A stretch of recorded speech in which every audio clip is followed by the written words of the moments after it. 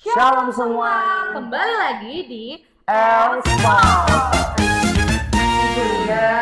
Hari ini kita kedatangan teman-teman luar biasa nih Kak, dari youth kita, orang-orang yang sudah berpengalaman. Wow. Luar biasa loh Kak pengalaman mereka. Langsung aja deh Kak, kita sambut. Kita tarik mereka ke sini ya, oke? Kita panggilkan teman-teman yang luar biasa, beri tepuk tangan semuanya.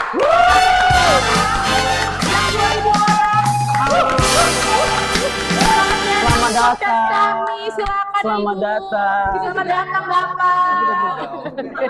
Silakan duduk. Luar biasa ya. Sepertinya ada yang baru, ada yang sudah pernah Iya. nih di podcast sebelumnya, Julia. Kalau kami kan sudah pasti dikenal orang. Kayak semua orang bosan gitu. Bosan lihat kita. Kita mau kenalan dulu nih sama orang baru nih.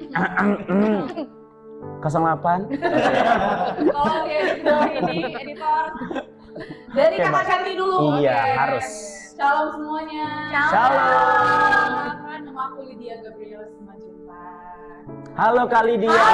Iya, harus dihalokan dulu ya. Iyalah, harus. Selanjutnya Abang, mungkin ada yang baru pertama kali nonton podcast kita yang belum kenal.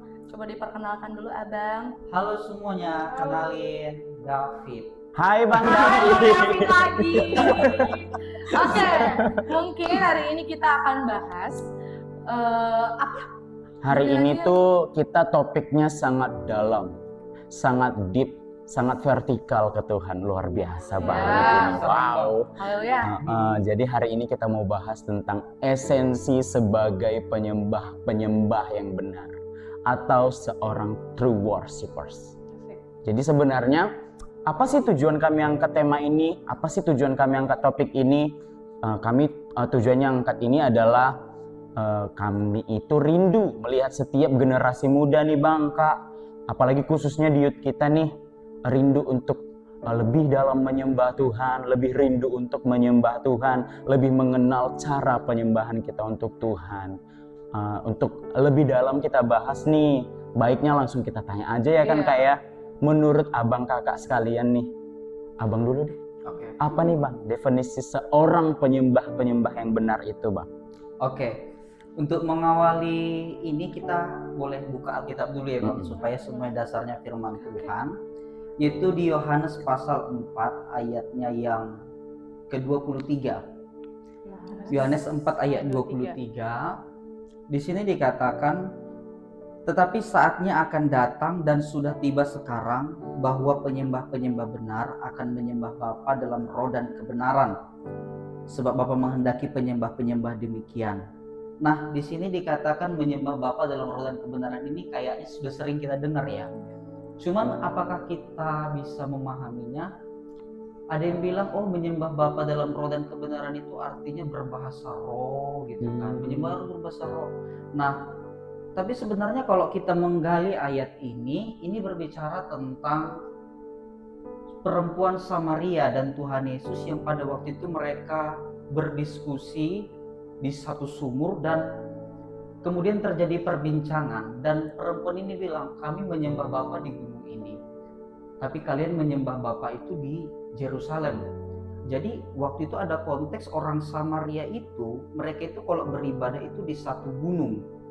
Dan orang Yahudi pada umumnya seperti itu mereka menyembah Bapa di Yerusalem, nama tempat ibadahnya sinagog. Nah ini menjadi tempat yang berbeda antara Yesus dan orang Samaria. Dan Tuhan bilang akan tiba saatnya orang menyembah Bapa bukan di Yerusalem, bukan di sinagog, bukan juga di gunung ini, tapi akan menyembah Bapa dalam roh. Maksudnya apa? Ini gak berbicara tentang oh kita harus di gereja, oh harus di suatu tempat yang dikhususkan untuk menyembah Tuhan. Tapi berbicara roh itu kan lintas tempat gitu ya. Kita mau menyembah di kamar, mau menyembah di ruang tamu, asal kita menyembah Tuhan itu kita bisa menyembah Tuhan. Dan kemudian dibilang itu kan soal roh. Roh itu berbicara tentang lintas dimensi tempat. Tapi juga dibilang dalam kebenaran, dalam roh dan kebenaran. Kebenaran itu artinya kita menyembah berdasarkan apa yang Tuhan mau. Ada banyak orang menyembah Tuhan berdasarkan apa yang dia mau. Apa yang dia, Tuhan semauku lah, Tuhan aku menyembahmu dengan cara enggak seperti itu. Tapi firman Tuhan udah ajarkan kita bagaimana cara menyembah Tuhan, dan kita harus menyembah Tuhan berdasarkan kebenaran yang firman Tuhan nyatakan tentang penyembahan itu sendiri. Nah, punya pengalaman sih tentang bagaimana menyembah Tuhan itu, pernah di motor sambil jalan, sambil bersenandung gitu. iya ya. sambil nangis gitu kan, sambil Tuhan rupanya gang yang mau dituju udah lewat aja gitu kan, ada kasih Saking nangis. kesel. Ya, Kasih Kan lagi menyembah relate. ya, Bang. yang lain gimana? Kalau untuk kakak Lydia dulu nih ya, untuk Lydia, ada nggak pengalaman mungkin atau ada pernah dengar nggak tentang penyembahan yang benar itu seperti apa sih? Atau karena kita kan udah mungkin basicnya dari kecil tuh udah diajarin tuh, udah pernah dengar dan pernah diajarin tentang penyembahan. Menurut Lydia, penyembahan yang benar itu seperti apa? Kalau aku mungkin karena mungkin aku nggak ada basic ya kalau dalam hal ini, cuman lebih ke pengalaman aja. Kalau menurutku sih penyembah yang benar itu yang memang dari hati yang tulus gitu kan. Memang kita namanya juga menyembah berarti kayak bukan karena tentang kitanya tapi karena Tuhan Yesusnya gitu. Kalau aku sih selama penyembahan yang aku lakuin adalah gimana Tuhan Yesus udah baik di dalam kehidupanku, jadi kayak ya aku berterima kasih di situ gitu. Itulah sesi rasa terima kasihku dan ucapan syukurku kepada Tuhan gitu. Oke, Julian mungkin ada pertanyaannya mengenai penyembahan ini sendiri. Kalau pertanyaan terkait penyembahan, sekarang itu saya mau tanya sih Bang. Sebenarnya kayak mana sih karakter orang-orang yang menyembah dalam roh dan kebenaran itu? Karena tadi Abang kan sudah singgung, kita menyembah dalam roh dan kebenaran. Sebenarnya karakternya itu apa sih Bang? Biar kita paham nih. Oke, kita boleh belajar lagi dari firman Tuhan. Mungkin kita pernah dengar kisah tentang pemungut cukai dan orang Farisi. Ya. Yang sama-sama mereka datang ke bait Allah. Mereka itu datang, si orang Farisi ngomong gini, Tuhan, aku bersyukur aku bisa kasih persembahan, bisa kasih persepuluhan, aku berpuasa 2 kali seminggu, Tuhan aku udah melakukan kegiatan agamawi ini, itu, dan aku gak seperti orang kebanyakan. Pokoknya Tuhan aku ini secara keagamaan luar biasa lah. Tapi ada satu sisi yaitu pemungut cukai. Dalam konteks masyarakat pada waktu itu, pemungut cukai ini orang yang sering dimarginalkan oleh kelompok masyarakat karena mereka suka ngambil uang masyarakat. Kayak gitu ya. Oke. Kayak Pikir tanda masing-masing aja. Ya, dipikir masing-masing. Nah, pemungut cukai ini tapi dia dengan kesadaran penuh datang sama Tuhan. Dia itu datang bahkan gak berani kepalanya tegak ke atas. Dia sampai tersungkur menghadap ke bawah dan nepuk-nepuk dadanya, Tuhan, aku ini gak layak Tuhan, aku ini gak layak. Dan dia gak bisa menegakkan kepala, hanya memukul-mukul dadanya. Nah, kalau tadi kembali ke pertanyaan, karakteristik seperti apa sih yang Tuhan inginkan?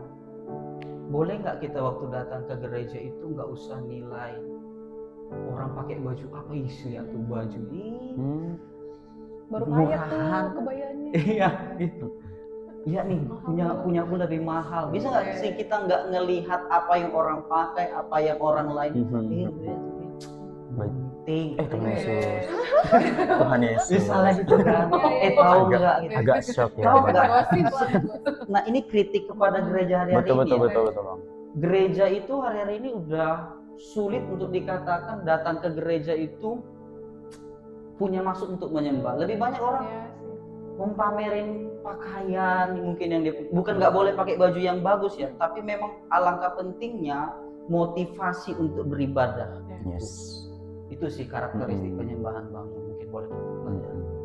Kalau dari kali dia sendiri, sisi dari manusianya sendiri nih Kak. Kakak pernah Iya. Mohon maaf saya bidadari. Yesus. Ingat guys, 08.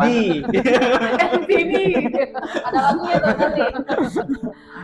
Misalnya kakak nih kan dari kacamata manusia gitu, mandang orang tuh, oh ini sepertinya ini bagus deh penyembahannya, ini karakternya bagus deh, ini rohani sekali deh ini. Itu kayak mana sih Kak cara kakak untuk mandang orang, Menilainya dari mana gitu? dari mana sisinya? Jujur aku sebagai bidadari Iya. tidak bisa menilai manusia yang penyembahan benar yang mana. Tapi mungkin kita gini sih ya, kalau menurut aku pribadi ya, tapi ini bisa dikoreksi kalau misalnya memang salah. Menurut aku ya penyembahan itu ya pribadi-pribadi sih. Kita nggak bisa menilai orang itu, ini dia udah kusyuk kali. Iya. Kadang gimana ya, manusia bisa menipu sih menurut aku. Betul. Misalnya ada yang nangis, haleluya, haleluya Tuhan, tapi kan kita nggak tahu nih dia menangisnya karena memang ada masalah kah, atau memang dia memang betul kusyuk kah, kita nggak tahu dan kita tidak bisa menilai menurutku. Jadi yang tahu penyembahan yang benar atau enggak itu diri kita sendiri dan Tuhan lah gitu ya. Memandang dibilang layak nggak layak ya itu juga susah gitu. Tapi gimana, coba koreksi David? Setuju sih, lagi-lagi yang tahu tentang penyembahan kita itu benar atau enggak itu cuma kita sama Tuhan. Karena motivasi itu kan dari dalam. Mungkin kita bisa aja pakai suara yang merdu gitu ya, pakai alunan misalnya overtune, modulasi, sampai 5 kali overtune-nya gitu.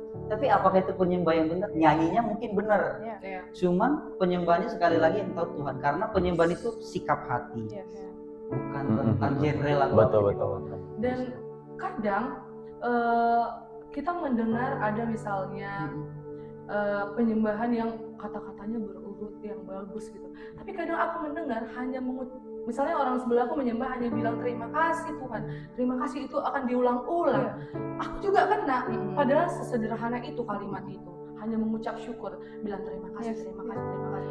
Ternyata penyembahan itu bukan hanya rangkaian kata-kata yang bagus, tapi memang sikap hati yang keluar dari mulut, yang kalimat sesederhana apapun bisa buat orang lain terberkati. Tapi sorry aku potong, aku juga punya pengalaman gini. Ada satu orang yang aku kenal gitu di keluarga aku juga. Jadi dia cuma ngomong gini aja, kayak misal mulai nih, mari kita berdoa. Terus mulai penyembahannya dia cuma ngucap gini, haleluya. Tapi kita tuh udah merinding sampai zrrrk gitu.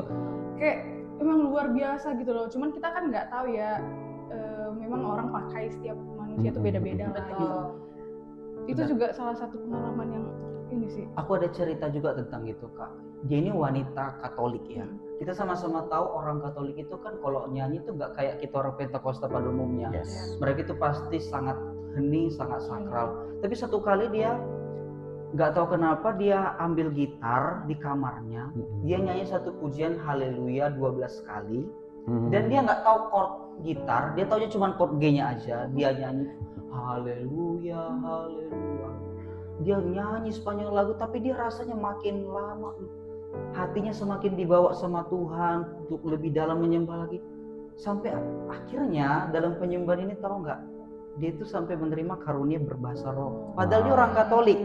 Setahu kita orang yang ya pada umumnya pakai bahasa roh itu Pentakosta kan. Tapi ini orang yang mungkin nggak pernah diajarin sama pendetanya, tapi dia mau untuk lebih dalam menyembah Tuhan, dia terima karunia itu. Itu luar biasa sih. Semua bisa dipakai ya. Itu artinya sekali lagi yang paling penting motivasi hati kita saat datang menyembah Tuhan. Oke. Pertanyaan selanjutnya. Sebenarnya apa sih yang harus kita pikirkan gitu ya pada saat menyembah? Kan ada gitu kan, kalau kita menyembah membayangkan sesuatu gitu. Apa sebenarnya bayangan yang sebetulnya yang benar supaya kita tahu penyembahan yang benar gitu. Kadang motivasi orang datang menyembah itu karena ya ampun masalah kebanyakan gitu kan. Jadi manusia bercucuran karena masalahnya, bukan karena penyembahan yang diangkat. Menurut David gimana? Ya, jadi dalam penyembahan itu kita itu memang harus dalam secara pengajaran firman Tuhan. Kenapa harus dalam secara pengajaran firman Tuhan? Semakin dalam pengenalan kita akan Tuhan, maka akan semakin dalam penyembahan kita. Sekali lagi saya ulangi, semakin dalam pengenalan kita akan Tuhan, maka akan semakin dalam penyembahan kita. Kenapa sih orang penyembahan, orang tuh sorry ya, cetek gitu, cuman bilang haleluya, haleluya, terima kasih Tuhan, tapi dia nggak bisa ngerasain apapun, karena dia nggak, mungkin sorry ya, dia dengar firman Tuhan main-main. Dia mungkin sambil nge-scroll, akhirnya dia nggak pernah bisa ngerasain itu pengenalan Tuhan. Maksud saya di sini apa? Waktu pengkhotbah mengajarkan firman Tuhan, yang dia ajarkan itu kan karya Roh Kudus, karya penebusan Yesus Kristus. Di sana dinyatakan bahwa kita ini orang yang sangat berdosa, orang yang mati total, orang yang nggak layak. Tapi belas kasihan Tuhan melayakkan kita, menebus kita, menyelamatkan kita. Kita ini nggak diselamatkan karena perbuatan kita. Sebenarnya kalau ingat itu aja, Tuhan, aku Tuhan pilih, orang lain nggak Tuhan pilih loh. Orang lain nggak Tuhan pilih, tapi Dia pilih saya yang nggak layak ini, yang sampah ini, yang nggak berguna ini, berdosa ini. Itu keren gak sih? Deep banget itu. Mau nangis aku serius. Mau nangis aku. Tahan dulu. Harusnya itu nggak sih yang Iya, kita betul. pikirkan. Makanya saya mau katakan bahwa penyembahan kita itu lebih berharga dari penyembahan malaikat yang bisa nyanyi sesempurna apapun. Karena malaikat nggak pernah ngerasain apa itu penebusan. Mereka nggak pernah ditebus Tuhan. Mereka nggak bisa nyanyi Amazing Grace. Mereka nggak pernah ngerasain anugerah yang luar biasa. Tapi yang ngerasain anugerah itu kita yang berdosa ini, yang nggak layak ini. Kita yang nggak layak tapi Tuhan layakkan. Karena itu penyembahan kita itu lebih berkelas daripada penyembahan malaikat sekalipun. Aduh, Iya. sampai terharu ya. Terharu ya, Yes. kayak Atau ada pengalaman nih kayaknya. Iya sih. Gantian MC kalau gitu kan. Betul banget. Nyentuh kali loh. Serius mau nangis aku. iya betul. Karena betul. memang tadi tekanannya siapa sih saya yang sampai ini Tuhan pilih lagi. Kalau diingat masa-masa kelam, Tuhan aku hancur kali. Benar. Tapi Tuhan panggil lagi, ayo melayani lagi. Worship leader lagi. Ayo mau nangis aku. Tepuk tangan dulu tadi. Luar biasa ya penyertaan Luar Tuhan biasa ya. itu. Mungkin sesederhana kalimat seperti ini mungkin dari ribuan orang di dunia Benar. ini, tapi kita dipilih Benar. untuk menyembah Tuhan yang jauh dari kata layak dan sempurna, ya kan? Jadi memang aku sendiri ya menarik, maaf sedikit plot twist. Kalau penyembahan sebagai orang awam mungkin jauh dari kata tahu firman gitu. Aku dalam penyembahan itu hanya bilang sama Tuhan, Tuhan, kalau sampai hari ini aku bisa menyembah dari segala keterpurukanku kemarin, dari segala kesalahanku kemarin, tapi hari ini aku bisa menyembah Tuhan cuma mengucapkan terima kasih, Tuhan layakkan. Luar biasa. Benar. Luar biasa. Segitu banyak manusia ini, tapi Tuhan panggil aku ke tempat ini lagi, sedangkan aku melukai hati Tuhan berkali-kali. Itu berkat Tuhan yang gak bisa lagi dicari dari manapun. Benar. Karena yang milih kita itu bukan diri kita sendiri, tapi yang milih kita itu Tuhan langsung. Ada orang gini, Kak, Bang, ada orang udah denger khotbah gitu ya, ada orang udah ikut, mungkin tahu lah gitu tentang kebenaran Alkitab, tapi dia nggak bisa percaya sama Yesus. Kenapa ya? Tapi dia udah doktor, dia udah belajar ini, tapi dia nggak bisa percaya sama Yesus. Yes. Karena apa? Iman kita itu bukan karya kita. Iman kita itu sendiri itu anugerah Tuhan. Dan karena anugerah itu kita bisa menyembah sama Tuhan. Makasih Tuhan. Jadi sebenarnya waktu ibadah itu Tuhan nggak lagi nonton khotbah sih. Dia nggak lagi nonton mungkin penjabaran firman Tuhan yang gimana. Dia lagi nonton penyembahan kita. Sorga butuh penyembahan kita. Sorga nggak butuh khotbah yang bagus. Khotbah yang bagus itu membawa kita untuk bisa datang menyembah sama Tuhan. Yes. Tapi yang sorga butuhkan itu adalah pujian penyembahan kita. Karena satu-satunya yang Tuhan gak bisa lakukan itu menyembah dirinya sendiri. Semua hal dia bisa ngerjain, semua hal dia bisa lakuin. Tapi menyembah itu yang bisa ngelakuin cuman kita, cuman manusia. Malaikat gak bisa. Malaikat gak bisa menyembah Tuhan sedalam kita. Karena mereka gak pernah merasakan penebusan Tuhan. Kemudian siapa lagi? Ya nggak ada, cuman kita manusia. Hewan nggak punya roh, tumbuhan nggak punya roh. Tapi yang Tuhan bekalin itu cuman kita. Dan yang masa sih satu hal ini aja yang Tuhan butuhkan kita nggak bisa ngerjain. Iya, Luar biasa ya pembahasan ini baru menit keberapa ya? Ini sangat-sangat luar biasa ya. Tepuk tangan dulu lah. Ini maksudnya gimana ya? Tadinya memang ini semua udah dipersiapkan, Iya. jujur. Tapi ternyata ini di luar dari ekspektasi ya. Jadi pengen lari. Iya. Jadi dari sampai menit sekian gini Lydia kan, dari kita yang bahas tadi, menurut Lydia apa sih kalimat yang paling menyentuh dari pembahasan ini, yang mengingatkan seorang Lydia gitu terhadap penyembahan yang sampai kemarin? Dua. Maksudnya sampai saat ini. Gimana Lydia? Kalau aku sih highlightnya itu karena sebelumnya aku juga pernah ada baca, maksudnya gini, hati yang remuk, Ya. mohon maaf dilanjutkan, saya lupa. Jujur saya juga kalau ditanya tiba-tiba bisa lupa juga. Pokoknya Tuhan melihat hati, maksudnya seberapa hancur pun kita, Tuhan masih pandang gitu kan, Yes. asal kita memang menyerahkan sepenuhnya diri kita dan memang tujuan penyembahan itu adalah untuk kemuliaan nama Tuhan. Udah bisa jadi ini nggak? Iya, Data belum? quotes nanti ya, ada potong ya. Jadi gembala. Tapi ada satu boleh nggak? Oh, boleh. Karena tadi kita akan bahas tentang banyaknya masalah, kadang orang nangis saat penyembahan. Aku pernah pengalaman, ini kok jadi aku yang nanya? Nggak apa-apa ya, MC. Nggak apa, mohon maaf nih.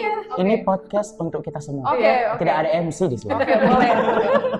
Jadi aku pernah pengalaman di saat penyembahan itu aku nggak selamanya berkobar-kobar gitu loh. Kayak ada saatnya pas penyembahan itu kayak ya cuman kayak ya Tuhan terima kasih, haleluya, terpujilah namamu, aku bersyukur gitu. Tapi nggak sampai dibilang kusyuk juga ya sebenarnya nggak ada tolak ukur ya yang kusyuk itu harus sampai menangis, harus sampai tersungkur, salto dan segala macam, nggak ada tolak ukur. Cuman itu nggak apa-apa nggak sih kalau misalnya di saat kita memang ada fasenya itu kita merasa kering hampa kah atau apa gitu, aduh maaf ya.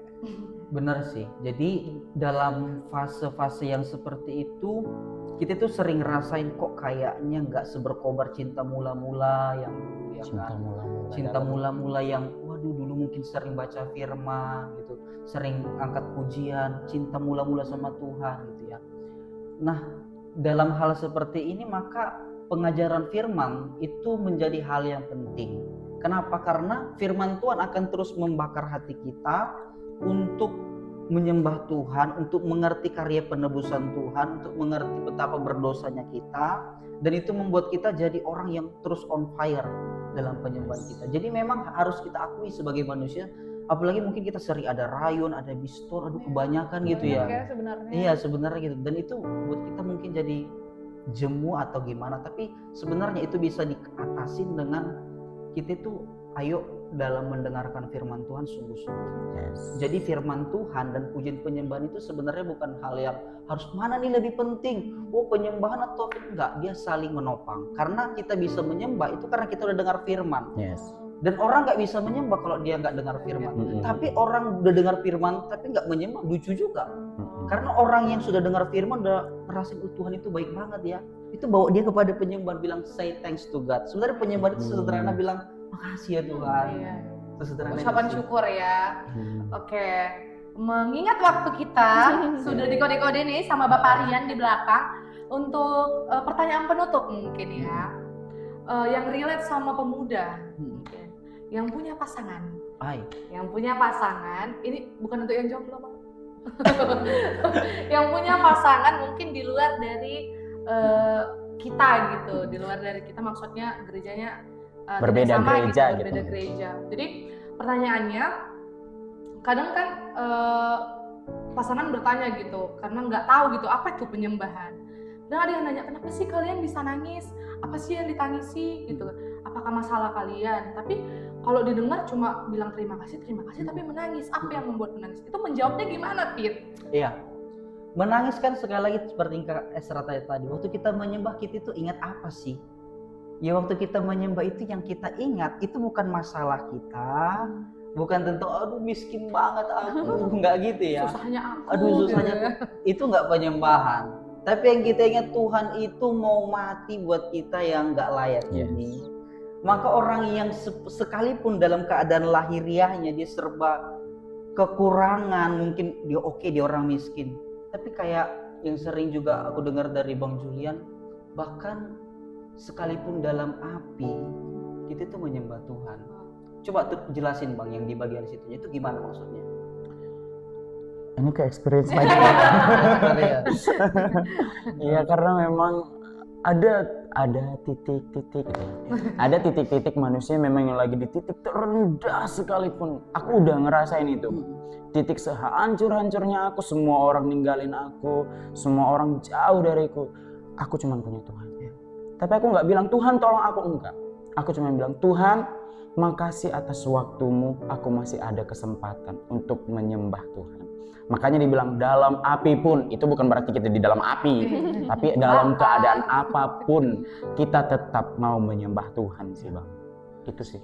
Tentang ini kan dalam api mungkin mengingatkan kita sama satu cerita dalam kitab itu Sadrak Mesak dan Abednego ya. Yang mereka itu diancam akan dimasukkan ke perapian. Tapi Sadrak Mesak dan Abednego bilang, Tuhan mereka bilang gini, Tuhan kami percaya Allah yang kami sembah sanggup melepaskan kami dari perapian ini. Tapi sekalipun tidak. Nah, bisa nggak kita bilang sama Tuhan, Tuhan sekalipun aku nggak diberkati, Yes. Tuhan sekalipun aku nggak disembuhkan, Tuhan sekalipun aku nggak ditolong, aku tetap menyembah. Itu penyembahan sejati. Jadi nggak diukur sama situasi apa yang sedang kita kerjakan hari ini, apa yang sedang kita alami, tapi dalam segala keadaan kita menyembah Tuhan. Satu cerita lagi, misalnya kita mungkin pernah dengar tentang Paulus dan Silas ya. Mereka itu menyembah memuji Tuhan pada waktu itu di mana ya? Di penjara. Ya. Tapi mereka bisa menyembah Tuhan dan itu buat mereka terlepas dari penjara. Padahal kondisinya nggak baik. Jadi kesimpulannya teman-teman, dalam segala keadaan ayo sembah Tuhan. Yes. Ditolong maupun tidak gitu ya. Tetaplah Ditolong. sembah Tuhan. Haleluya. Amin. Luar biasa. Luar biasa podcast hari ini ya teman-teman. Mungkin ada kata penutup untuk teman-teman yang menonton, David, pesan-pesannya, kata-kata hari ini. Kata-kata hari ini. Perwakilan aja ya. Iya, perwakilan Oh, nggak aja. bisa, nggak ada. Perwakilan aja. Dua-duanya harus ikutan. Waktu. Oke. No ya. Oke buat teman-teman, jangan pernah ukur Tuhan dari situasi apa yang kau alami.